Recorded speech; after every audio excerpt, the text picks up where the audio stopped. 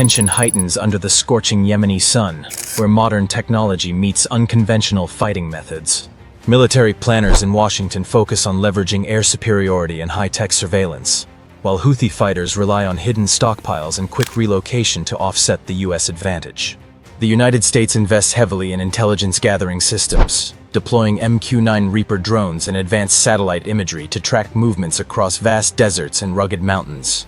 In coastal areas, these surveillance assets keep watch on key points along the Red Sea, identifying potential missile launch sites or suspicious vessel activity near the Bab el-Mandeb Strait. Once critical targets are identified, the U.S. mobilizes formidable carrier strike groups, featuring warships equipped with Tomahawk cruise missiles and fighter jets like the F-18, ready to launch swift and precise assaults.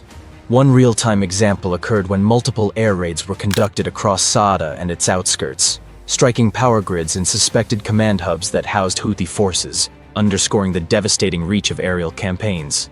Despite these attacks, the Houthis maintain strong positions in northwestern Yemen, including Sana'a, retaining vital access to Red Sea routes that bolster their capacity to influence international shipping.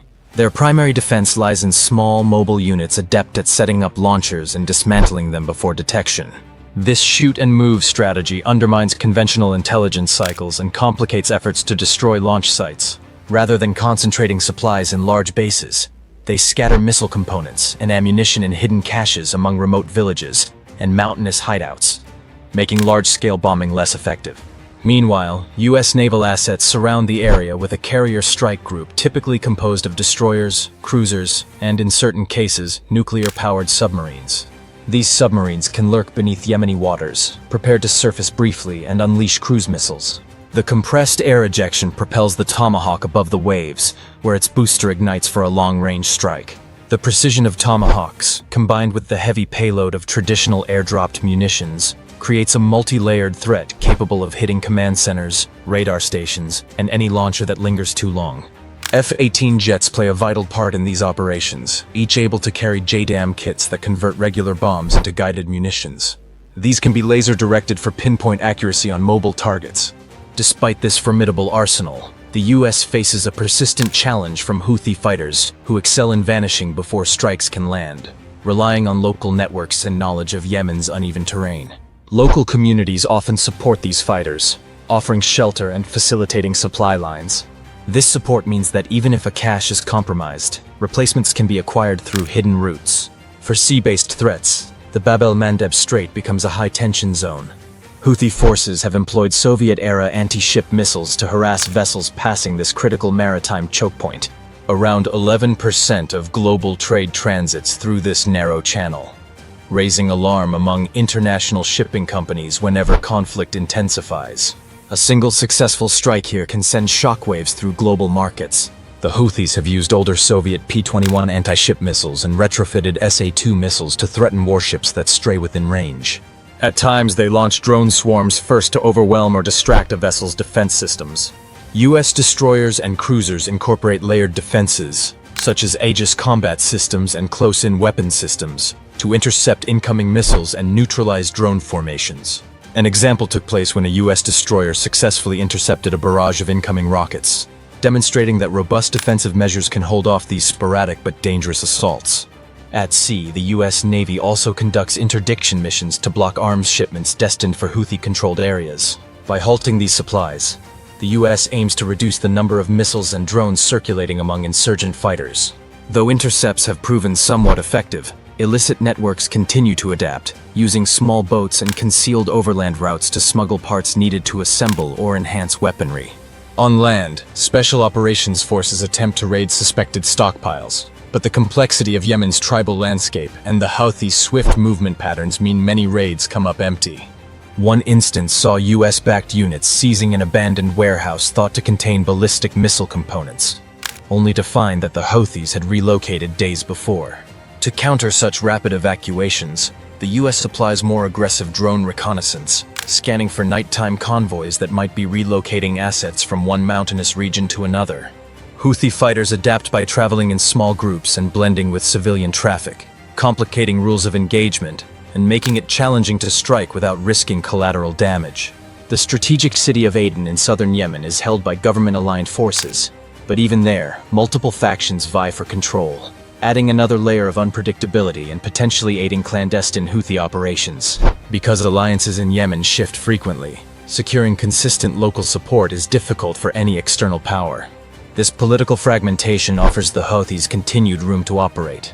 The US continues to support forces opposed to the Houthis, providing training, intelligence, and logistical aid to local units, hoping to push them out of key territories and limit missile launch opportunities.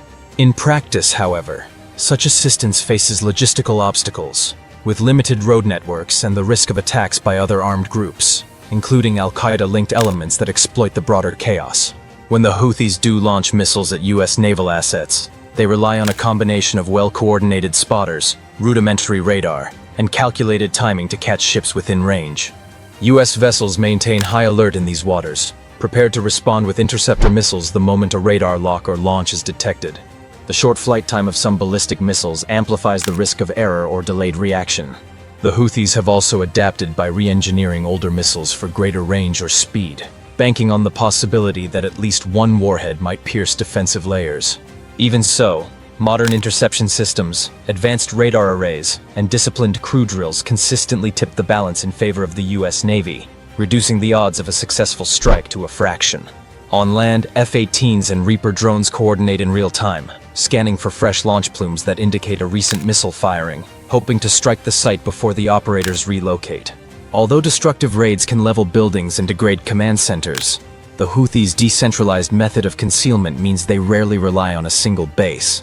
In prolonged engagements, the constant task of hunting mobile targets drains resources and requires near-continuous refueling, reconnaissance data, and close coordination between air and naval forces. Meanwhile, the Red Sea remains a lifeline for shipping, fueling global anxieties whenever a flare-up draws cargo vessels into the crossfire of ballistic missiles and heavy artillery. Vessels transiting the Bab el-Mandeb often hire armed escorts, drive insurance premiums upward, and occasionally reroute to reduce risk, illustrating how localized hostilities can ripple across entire markets. Peace negotiations aimed at a stable truce have cropped up but frequently stall, with renewed hostilities following each collapse, creating a cycle of strikes and counterstrikes that feels endless. The US remains committed to safeguarding maritime routes, leading to ongoing patrols and frequent shows of force, a reminder that advanced fleets can dominate open waters but may struggle against highly mobile land units. The Houthis benefit from Yemen's fractured political environment, forging alliances where needed and using proven guerrilla tactics to sustain a campaign against even the most technologically advanced adversaries. Observers note that, despite heavy aerial bombardment and naval blockades, the Houthis continue to adapt, often with external assistance, underscoring the challenges of dislodging a deeply rooted insurgency. This conflict is a study of contrasting approaches: enormous military might striving to achieve decisive victory, and a smaller force using mobility and concealment to endure. Each side displays determination, and the global community watches to see if advanced technology will prevail over local expertise and the flexibility of guerrilla warfare. Efforts to impose a final defeat on Houthi forces meet stubborn resistance, revealing that some conflicts defy swift resolution despite overwhelming power disparities.